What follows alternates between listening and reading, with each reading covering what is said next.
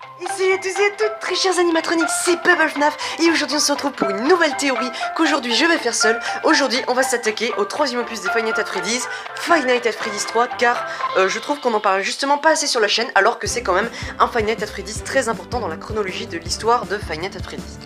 Nous savons déjà que Springtrap est habité par une entité qui serait probablement le Purple Guy.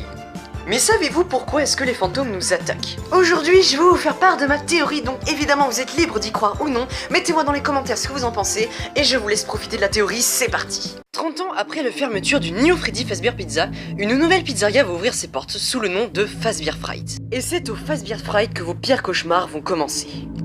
Bon, je vais pas trop m'attarder dessus parce que je pense que vous connaissez tous comment est constitué Five Nights at Freddy's 3, mais alors la question est pourquoi les fantômes nous attaquent? Et à ça les animatroniques, j'ai deux réponses pour vous.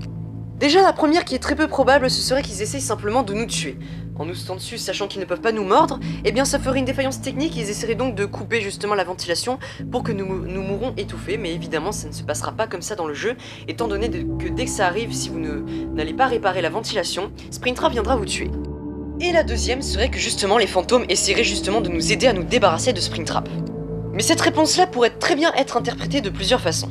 La première qui serait la plus évidente déjà, ce serait qu'ils essayent de couper la ventilation pour mettre feu à la pizzeria et donc brûler Springtrap avec. Mais ça pourrait très bien être aussi pour nous prévenir du danger. Ou alors, mais ça c'est très peu probable, ce serait qu'ils essayent justement de nous faire fuir en nous faisant peur. Mais malgré tout ça, il reste encore une petite chose qui me titille le cerveau.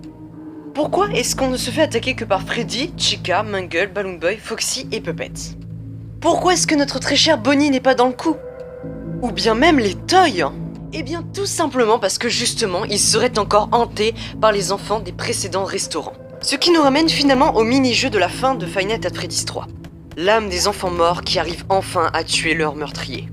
Je pense qu'il serait tout à fait normal, même si vous étiez des animatroniques, de voir que même si vous aviez tué le meurtrier et qu'il serait encore hanté en animatronique, eh bien vous voudriez éteindre cela pour de bon.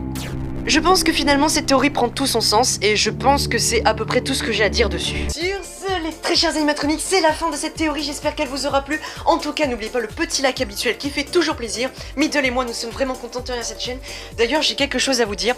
Franchement, je vous remercie vraiment pour cette chaîne, c'est quelque chose qui me marque beaucoup. Middle et moi, franchement, on est hyper contents et fiers de vous, les abonnés.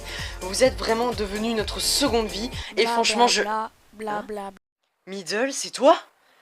Arrête, Middle, c'est pas drôle, s'il te plaît, arrête. Middle? Mais qu'est-ce qui se passe, bon sang?